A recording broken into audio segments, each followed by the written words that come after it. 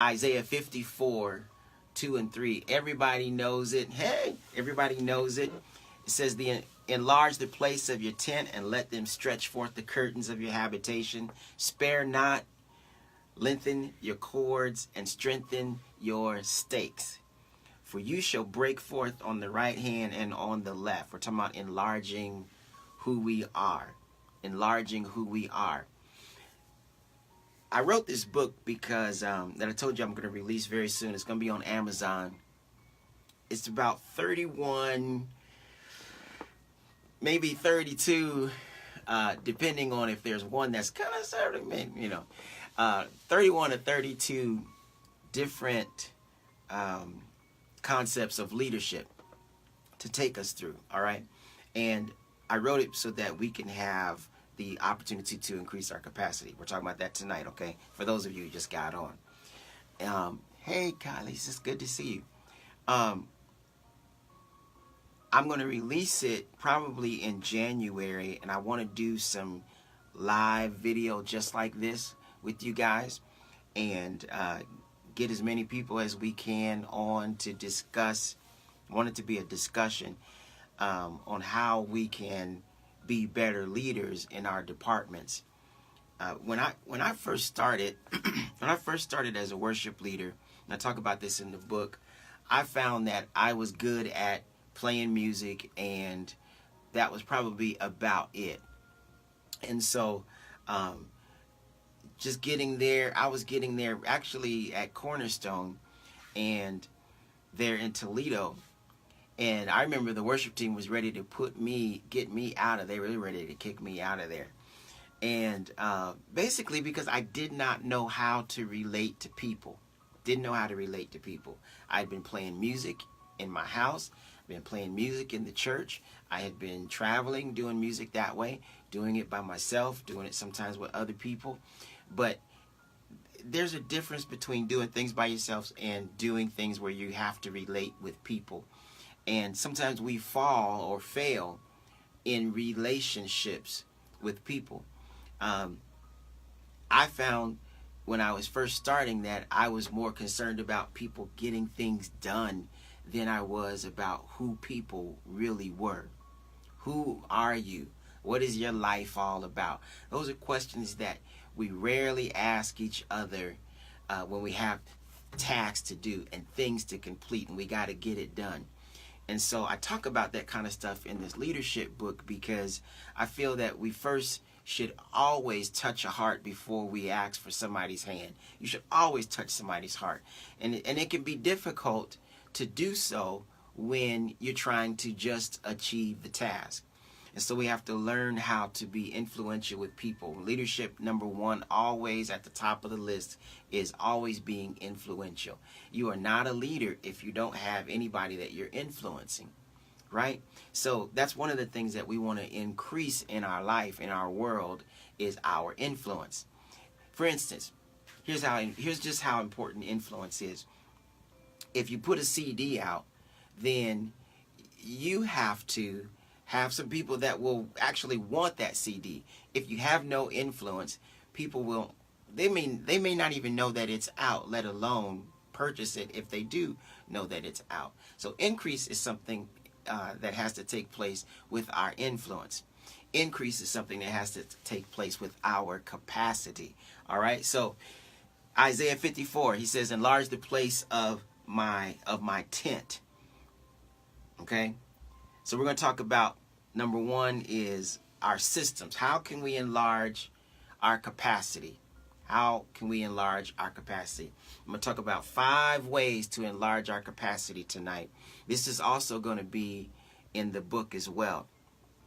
5 ways to enlarge our capacity.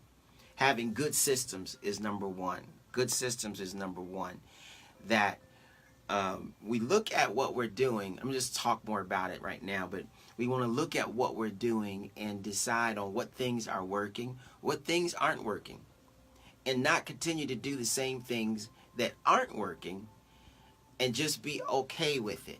It's a mediocre way of having systems and being okay with life as is, with church as is. church is one of those things where we don't have to be always qualified to be in a position. And so we can come up with our own systems based on just trying our best to get it done. And as long as it gets done in some form, at some level, at some pathway, sometimes we're just satisfied with, at the bottom of the mountain. Sometimes we're just satisfied with halfway up the mountain. And we get satisfied with just being mediocre. Our systems can be mediocre. How we get people involved with what we're doing. How we get people outside of that so that they aren't involved anymore with what we're doing. Looking at our systems, how do we enlist people is what we're talking about.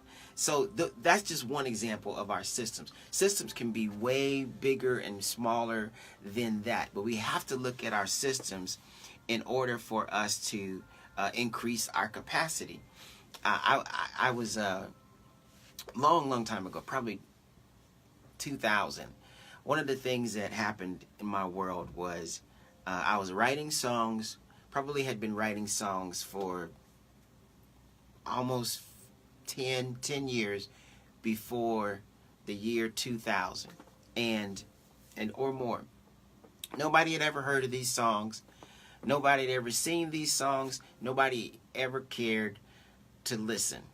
I thought I was going to be a runaround artist doing this big deal and going from place to place.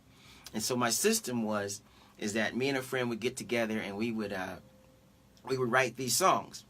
And we called them songs. They weren't necessarily songs, but that's what we called them. And we thought that we were the thing. We thought we were the hottest thing. We thought we were the newest thing, and that the industry was just going to love something new. Well, we found out real quick the industry wasn't going to love something new, that our system for writing music wasn't the best system.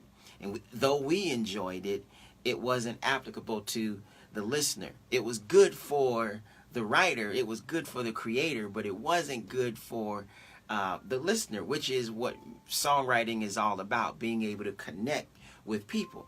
Just talking about systems and using songwriting as an example tonight.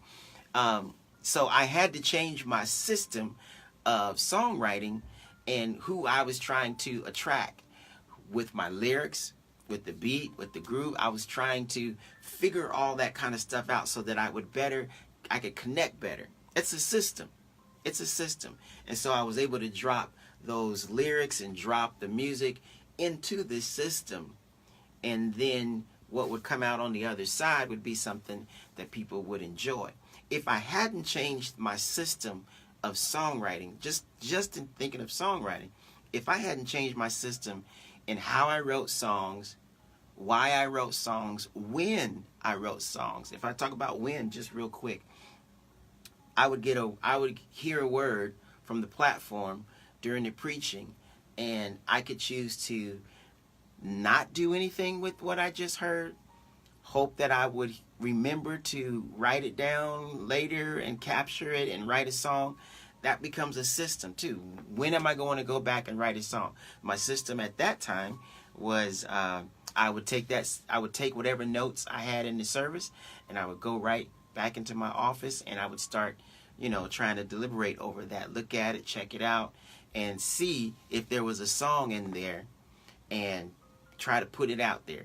I'd get a recorder of some style or form and try to record what it was that I had. So I would do that, and that was my system. And then I would go home and I would spend time. The Bible says the hand of the diligent will prosper. The hand of the diligent will prosper. So as worship leaders and whatever it is that we're doing, we will prosper just by being diligent with our hands. And so I found that I would miss it or be on top of it just by how diligent I would be with what God had given me at that particular moment. If I got a really good thought in the service, then I was going to take it back to the back room, and I was going to work on that thought and really get that thing going so that I could produce something that was of quality and put it into the system so that I would be able to connect with people. Systems are so important. If you are still doing the same things the same way that you did 10 years ago, you are not enlarging your capacity. You're actually decreasing your capacity. Why? Because things have changed. Technology has changed. If you're doing things the same way that you always have done them, you are not increasing and moving forward in your capacity. You're decreasing it. You're decreasing it. I have people that say all the time that they will not use a computer, or they don't want to use a phone with all that stuff on it because they're afraid somebody's going to steal this, or because they're afraid somebody's watching them and things like that. You're decreasing your capacity to reach people.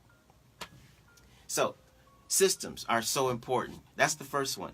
The second one that I want to talk about is the growth mindset. This one is near and dear to my heart because we have to have a growth plan. Some people call it a vision and other things. I call it a growth plan. A growth plan is really important. You can have a fixed mindset, or you can have a growth mindset. Okay? You can have a fixed mindset, or you can have a growth mindset. We understand fixed people are fixed in their mind.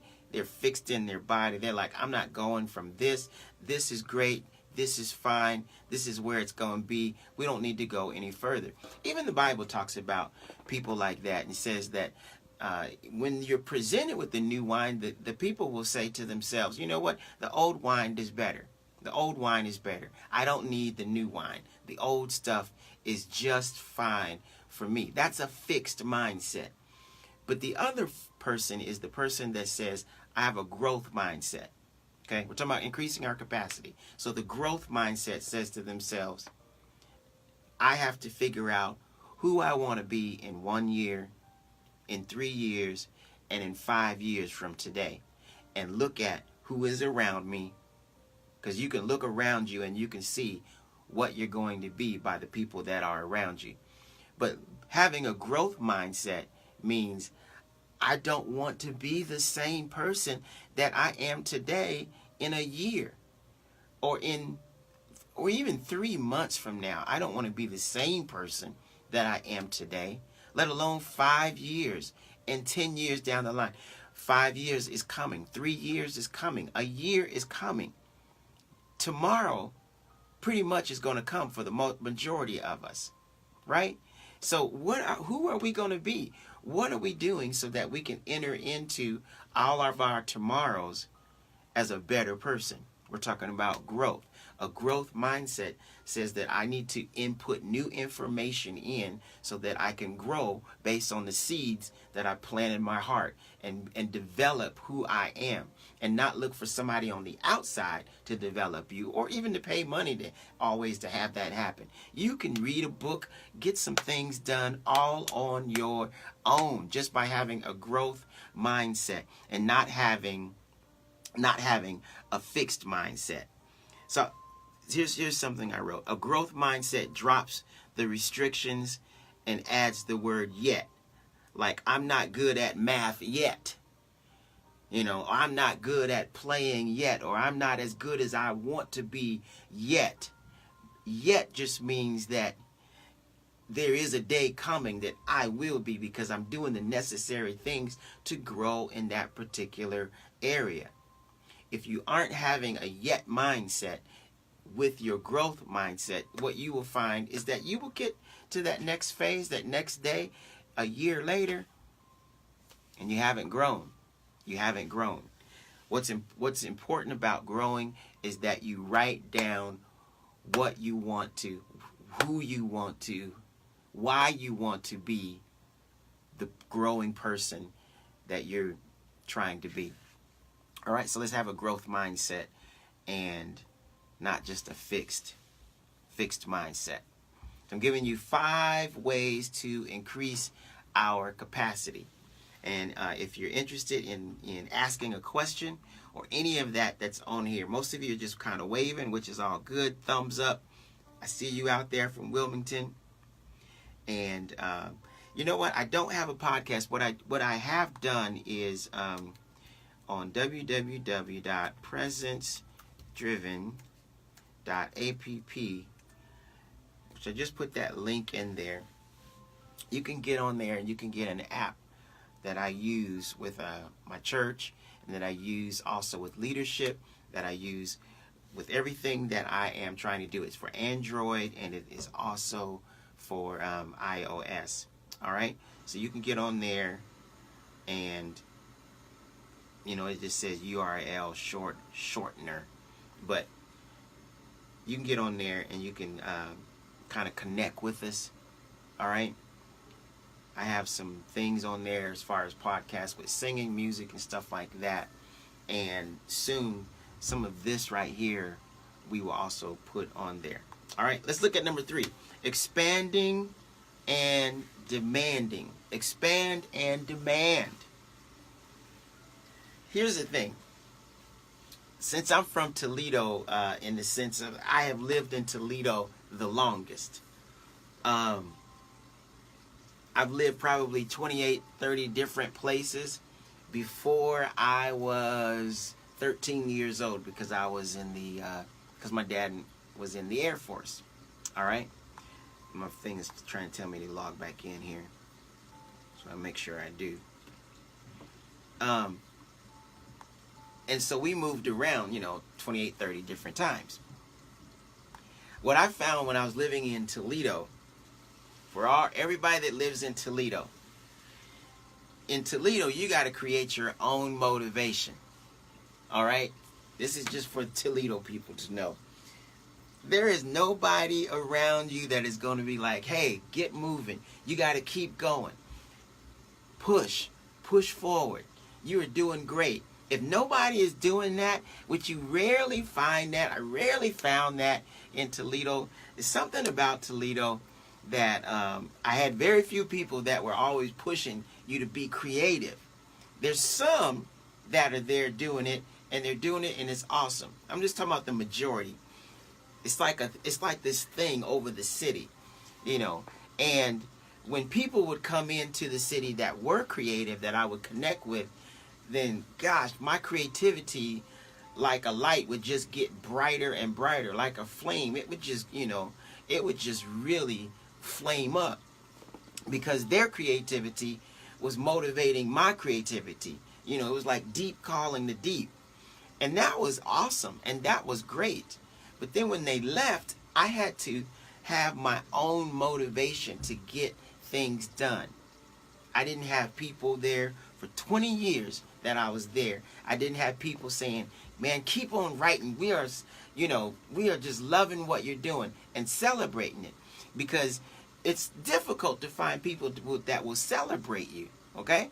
It's difficult to find people that will celebrate you and honor you and pour into you and get that you have in you, pull that out of you. It happens in other places. It doesn't always happen in the place that you're in. And so you have to expand and demand of yourself.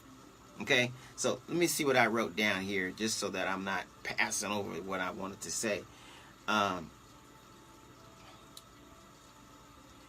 Here I wrote this. Generally speaking, we do not reach our capacity unless we're placed in demanding situations. If you aren't over your head, how do you know how tall you are? If you're not over your head and stuff, how do you know how tall you are? That's something that T.S. Eliot wrote. The truth is, people are like rubber bands. We're most useful when we're stretched. We're most useful when we're stretched. Demanding experiences are like lifting weights. They make us stronger. And we're speaking of whatever it is that you have to do. That you put yourself in situations where you have to bear that thing, that weight, the weight of it. And that you just don't coast through life. But you place yourself under expanding and demanding situations. All right, your boss may not do it, your pastor may not do it. You have to do it. Your spouse may not do it. It's something that you have to do. In order to increase your capacity, you have to be able to do some of the things that you're going to need to be able to do some things that you haven't done. So you have to start now. I was just thinking about this particular expanding and demanding today because I met a guy and he's been doing like these worship setups, and he does them outside, and try to find a place in a city, and what he would do is gather worship teams from that particular area, and they'll all come together, and they will unite, which is interesting. They will unite and they will do worship outside in a particular area. It's different churches, different worship teams, and it's awesome. It's always awesome. And it's been small up until last night. He's had this vision for more than 4 years to do something in like a larger capacity. We're talking about capacity. And I mean larger as in a field, like a baseball field. And so last night they had a worship event in Dayton, Ohio at the baseball field, and it was huge. Thousands of people were there. Caleb Ingram was over it. And I said to myself, Caleb's been doing this a while. He's been doing it at this capacity, at a small level. And he's just been treading along doing it. But he's been placing demands on himself to do and obey God beyond himself. You know what I mean? Stretching himself to do more, to be more, to get more, so that you can arrive at that place which is more. And so if nobody is pulling on you, you have to pull on yourself. If you don't find that you have to use your faith, then you aren't over your head. But when you have to use your faith for the things that God has called you to do, you're expanding your capacity. And that's a good thing. That's a good thing. And let's talk about another one. The fourth one I want to talk about is input and feedback. So the first one we talked about was good systems. We got to have good systems when we're talking about increasing our capacity. The second one is having a growth mindset. All right? Increasing our capacity. And the third one is expanding and demanding. Expanding and demanding. Here's the fourth one. We're talking about in number 4, input and feedback. All right? Input and feedback. I don't think that you can learn best by yourself. There are people that are around us that will have ideas that they can input into what we're doing that will make what we are doing increase. Right? Everything moves through relationship. And so if there is no relationships that you have where people are able to input anything into your life, then your relationships won't qualify you for the next level. That's pretty good. So I learn best when I welcome feedback and you develop a thick enough skin to take it to heart. How can I be better? What did you see that could have been done this way or could have been done that way that would have really made that thing explode? We're talking about welcoming feedback. How'd I do? How'd I do when I sang that song? How'd I do when I played my bass guitar? How did I do when I was doing that particular speech or when I was up there preaching that word? Things that we take for granted and we believe automatically that people know what they're doing and if they're confident in doing it, and we never comment on it. And sometimes we can't comment on it because they're not open. But we're talking about ourselves. So in order to increase our capacity, we become open. We become people that are interested in feedback and we ask for it. We don't just say we're only looking for the good stuff. I used to always say, because people will give you feedback. And a lot of times they'll give you feedback and it's just good feedback. And they would say, you know what, worship was great today. Oh my gosh, you were so wonderful. We just love your music. And so I just began to realize, you know what, a lot of that is just, 50% of that's good and 50% of that probably isn't. Hey, share this. This is going to help some folks that are out here trying to do this. So it helps to keep my head small, realizing, you know what? It's not always as good as people think it is. Put it in another setting and you realize you could have sang better, you could have played better, you could have spoke better. Things could have been better. Feedback is important though. And if you're closed to it, and you know what closed is. Closed is, you walk off of there like, I did my thing. I don't even need you to tell me how good I was, because I just threw my thing down. I know that it was good. I sang that song. I played that song. I spoke that word. Whatever it is you're doing in the church and anywhere else, really, we have to be open to feedback, welcoming feedback, where you're able to say to somebody that's going to tell you the truth, and you can say, hey, how did I do? Give me the truth. How did I do? Was it good? Was it okay? Was it way below good? Was it great? Let me know how I'm doing. And that is just so important. I grow the most, not when all goes well, but when life is tough. And I must discover my weaknesses or my flaws, and my flaws. John Maxwell often says this, and I'm a Maxwell light, so it's just how it is. Sometimes you win, and sometimes you learn. Sometimes you win, and sometimes you learn. My capacity is increased when I invite difficult input into my life. Okay? When you invite it, people aren't always willing to tell you the truth.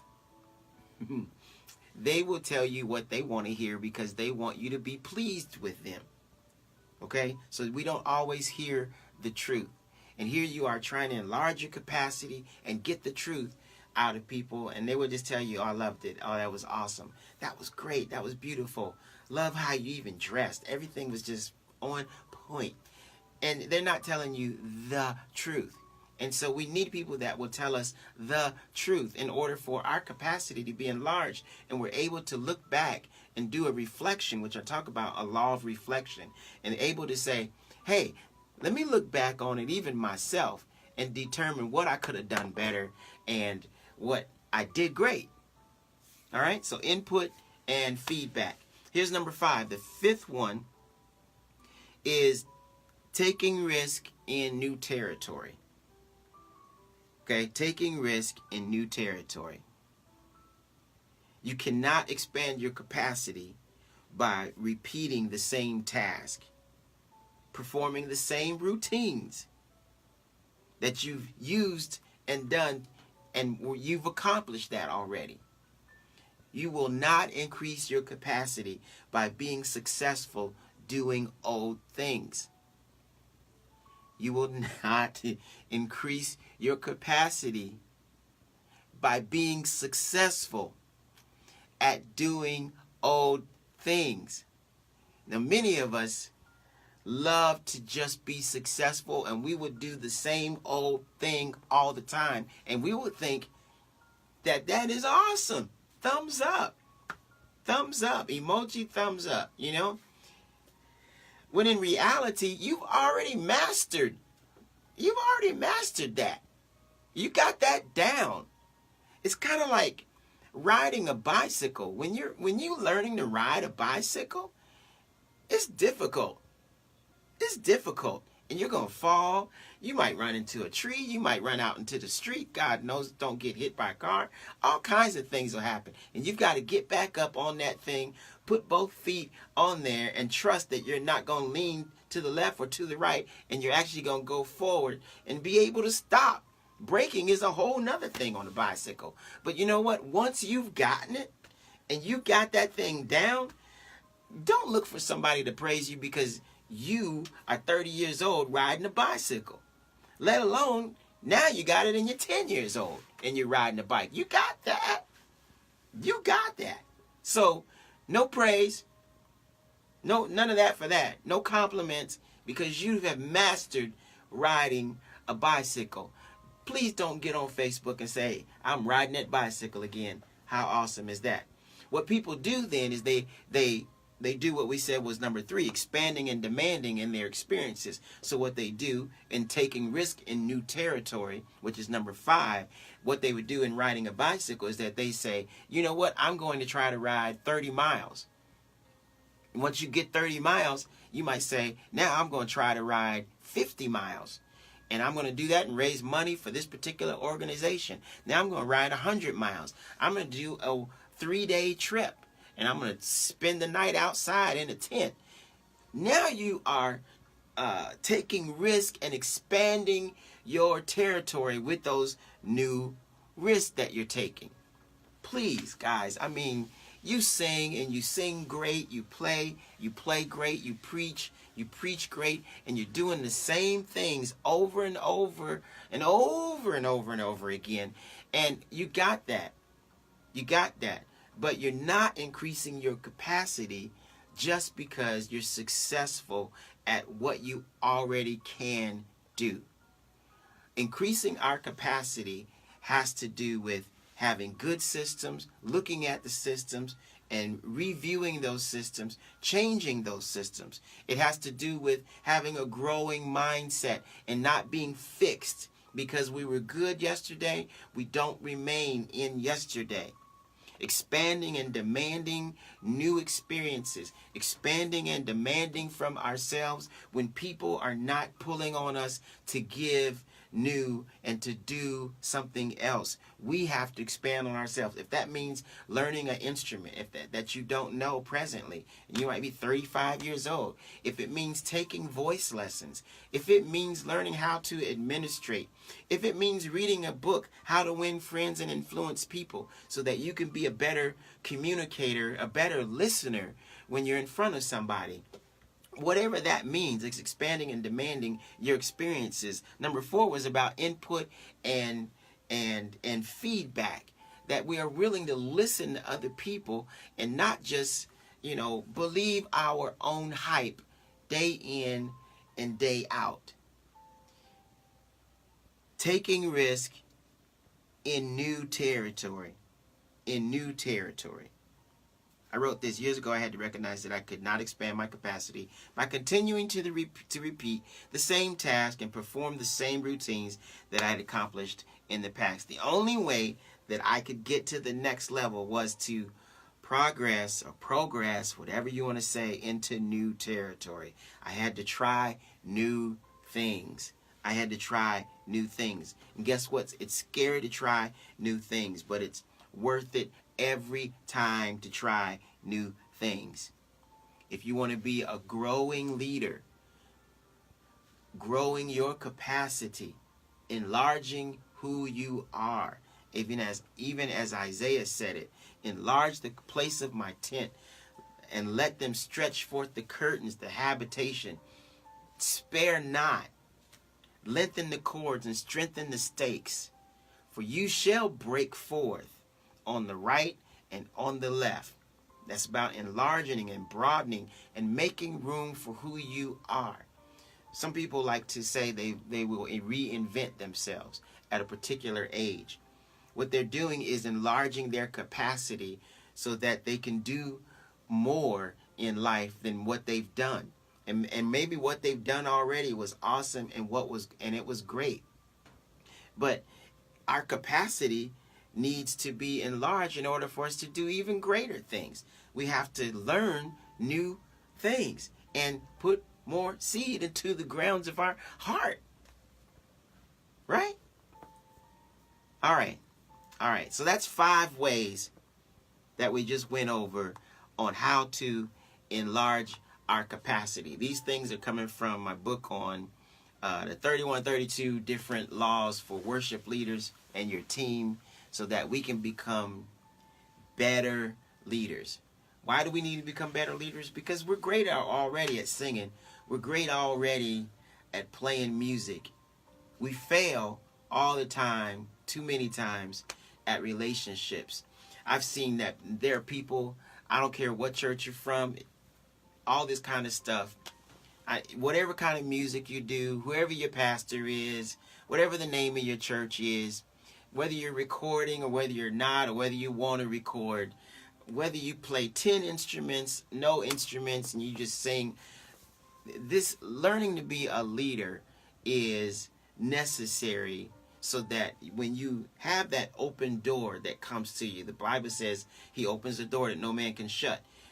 The ones that shut the door is our character, our integrity, our character. So we have to become leaders in order so that we can be on the other side of that door and people get more than a song. People need more than a song. And I'm not talking about spiritually need more, because we already understand that. We already understand they need more spiritually. But we need to press in on ourselves so that we become better leaders. Better people, within ourselves for those that we are supposed to be stewarding over. Right? So not only does it help in church, it helps outside the church. It doesn't matter where you are, who you are, what you're doing.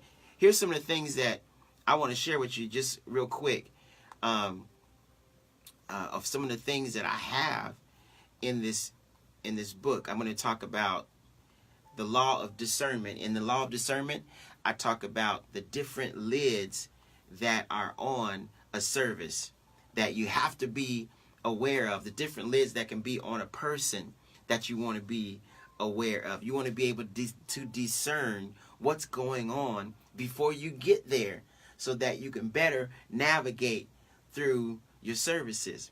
And so that's one of the things. I talk about 3 different lids when I talk about the law of discernment. I talk about discerning of the spirit. I will talk about also discerning the goal, determining the goal in your discernment, as well as discerning levels so that we know how to get from one level to the next. I wrote this in discernment. Personal worship absent of discernment produces little effectiveness in a crowd. If you're not able to discern what God wants to do in a service where there's more than just you, then those who are there to connect with you and to connect with God won't find a connection taking place because you haven't discerned properly the moment that you're in. Therefore, it's a lid. Yeah, I also talk about, here's something else that I talk about in the book is the law of influence. Leadership is influence. John Maxwell says leadership is influence. Influence, hands down. So you have to look at who it is that you're influencing. I talk about the law of process. I also talk about the law of navigation, which is just really about how we get through a service, how we get through our vision for our departments, things like that. Things like that that sometimes we don't talk about, and we need somebody to talk about these things with us. So good. Would you say, well, don't shut the door. If you do that, that's your own character. That was some good counseling. Yeah, amen. Exactly.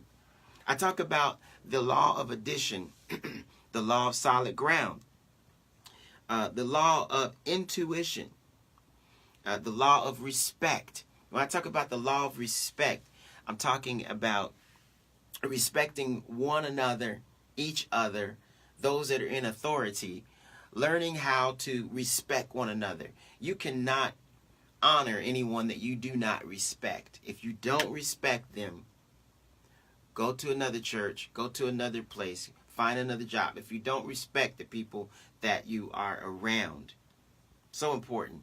The law of magnetism, who it is that you are attracting.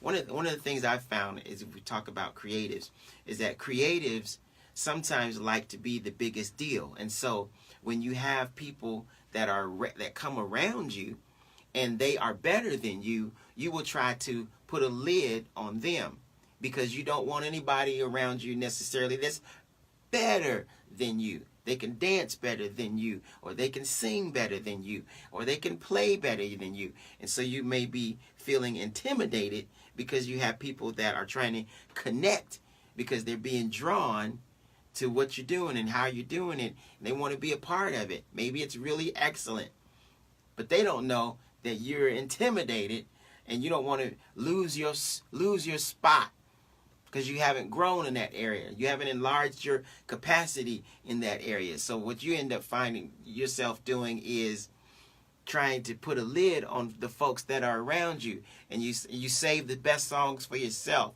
or you're like, you know what, I'll play that instead of you. I'm gonna do this. I'm gonna do that because you don't want folks to come at the end of the service or at the end of the event and be like, Derek, you did great. But man, that person that sang that song, woo, they did an awesome job. Sometimes we don't want to hear that because we want to take it all in for ourselves and think that it's supposed to always come to us. That's a small leadership mentality. Small-minded leadership. Small-minded leadership. Especially when we're supposed to be serving people. We can't be afraid of who we are drawing. We also have to look at, when we're talking about magnetism, that we might be drawing the wrong people. You could be drawing the wrong people because of what you're putting out there, of what you're saying. I'll give you a clue. If you're in a church, sometimes in church, we only talk about starting on time and ending on time, and saying that we need to be a church that starts on time. We don't want to be on CP time. That's colored people time, for those of you who don't know. And don't be offended. But it's just something that people say. So we'll say all kinds of little things in order to delineate between the two. A white church, a black church, a teaching church, a music church, and all that kind of stuff. And let me tell you something. So if you want to grow your church and you want to find that you have maybe different people that are coming, different cultures that are coming, or you want different cultures to come, what you have to do, this is a little clue that sometimes we just miss, is that if you want to have more black people in a white church, then you got to put more black people on the platform. And if you want to have more white people in a black church, then you got to put more white people on the platform. Not all white, not all black, but mix it up. And you want to do it intentionally, on purpose. That's right. You want to say, sis, I need you to come up here and be on a microphone too.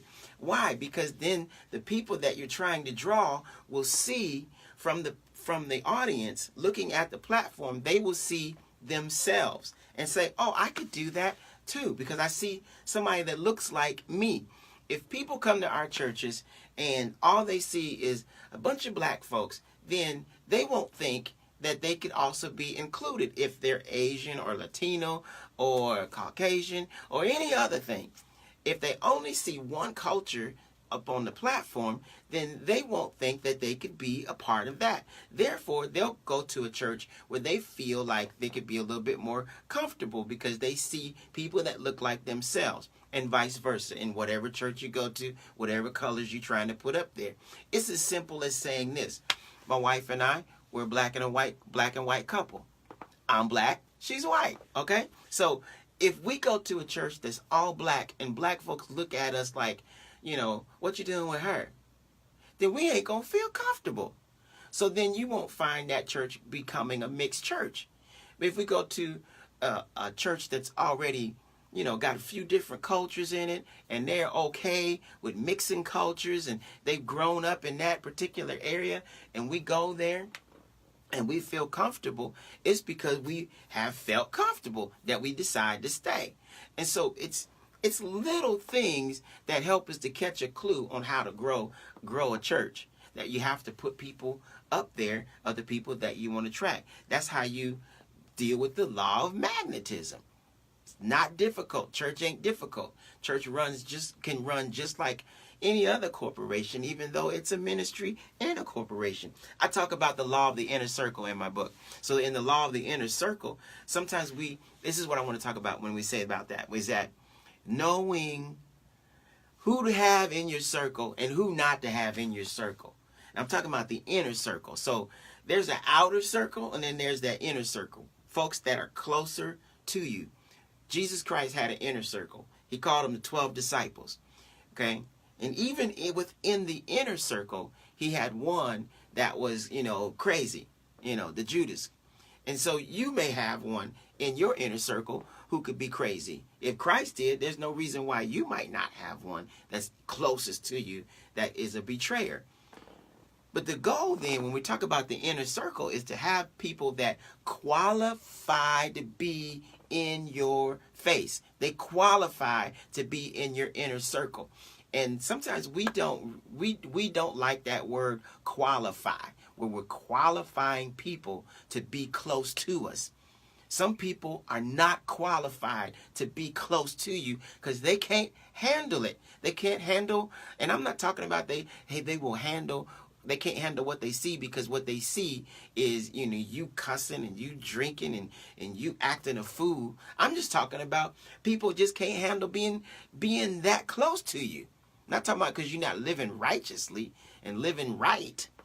I'm just talking about they can't handle the closeness. And so if you look at the life of Christ, he had those 12 that were around him, and then the people that he ministered to were people that were people of influence. They were people of influence. They would go and they would always tell a bunch of other people. And he would say, go tell. And they would go tell, and a whole city would know what just happened to that one person. Because he didn't, and I'm going to say this, he didn't waste his time with some people. He didn't lay hands on everybody, because he only had 3 years of ministry. So you gotta be qualifying who you're going to attract, who you're going to be laying hands on, so that you can get furtherance of the gospel out there, furtherance of what's going on, what the kingdom is all about. If he had done it to some of us, we wouldn't have gone and told anybody. We would have just went home and told our family, and it would have been just that little thing. But Jesus Christ had a way of increasing his capacity, because he would lay hands not just on the sick, but on the influential sick. And they would run and go tell a bunch of other people that had influence. Next thing you know, you got the Sanhedrin showing up. You got Pharisees showing up. You got a whole city. Now he's preaching to 5,000 people because of the quality of the people that was around him. That was around him. You got to have a good inner circle that you have qualified. So I talk about how to qualify. You got to have, but I talk about the law of empowerment. I talk about the law of the picture. The law of the picture. I talk about the law of the buy-in. And I'll give you a couple others. I talk about the law of talent. I'm going to end with that one, maybe. So talent works like this. Talent is just not enough. And that's where we mess up, because we think we're skilled, we think we're good, we think we're great at doing what it is that we've been doing, and we are ready. And as a musician, I will work on a song until it's right, okay? And that may take hours to get that song down to where I'm so good at it that I can't make a mistake. Okay? That's the goal of a really good musician. Whether you're singing or whether you're playing, where I don't want to have to think about it. I don't want to have to concentrate on it. I don't want to have to use my cheat sheet and look at my chords all the way through it. I don't care if it's a full concert recording deal or if it's just sitting and doing one song. I'm going to play that thing so well that I can't mess up. And we musicians and singers and people that operate at that level, we will spend hours for that level. But we will walk up out that room after shedding, and we will not spend the same amount of time in becoming a better person, learning how to handle our finances. So then our money gets taken all the time. We poor. We always looking to gig, because we losing our money. We spend it as soon as we get it, and we don't know how to handle We don't know how to handle finances. I'm going to have to get up off here in a minute because my battery's running down and I didn't plug it in. And so it's just a simple thing. Simple thing. That's why I told you need to share this with as many musicians, singers, and worship team members as possible, because we end up living for the song instead of doing the necessary things so that we can live life better at another level. The song can only carry you so far. I mean, I met a homeless guy the other day. He played bass guitar for Bootsy Collins. There was an Uber driver that was a Commodore. The Commodores. I know y'all say, but the Commodores. And here he is, doing Uber. And I ain't saying anything wrong with Uber. But come on. Maybe that's his next step in life, and maybe not. So, talent is not enough, guys. It's just not enough. It is not enough. We have to learn how to become greater people at influence. And so that means we enlarge our capacity. All right. So I'm going to think about whether I want to do 10 of these. I said I was going to do 10 of these, but I'm not going to do it if people don't want it. So if you want it, you let me know that you want it, and I will do it. All right? But I got to have at least 10 people that tell me that they want it on this particular video in the comment section. If you want this, then I will do a few more weeks. Maybe not 10, but I'll do a few more weeks of this before I release the book, so that you can have, some of this right here.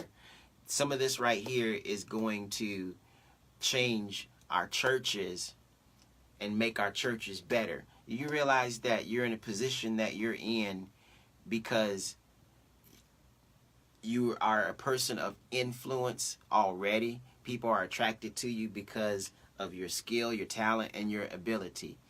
But that won't last as long if you aren't also attracting people because you're just a great person.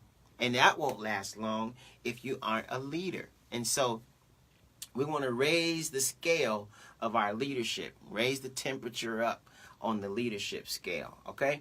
And that's why we talked about increasing our capacity tonight. So I'm going to pray for you. I'm going to let you go. Father, we just pray for everybody that is watching this pre and post this live session right now, God, that you would show them the areas that they need to use to increase who they are, to enlarge their territory. God, not that you would enlarge our territory, Father, that we would be responsible as well for enlarging our territory, and that you would then put your super on our natural and what we are doing to enlarge our territory, God. Give us not only these 5 things, but more than that, God, and speak to us and tell us your heart so that we move accordingly. Light the path for us. Light the path for us in your name. Amen. Hey, love you guys. And comment, share this thing even afterwards. And if I got 10 people, at least 10 that want this, that will be on for the whole thing, not to play it afterwards, then I will do it. And I ain't playing. I gotta have 10 people. All right, because I'm not trying to, I got things to do too, right? All right, peace.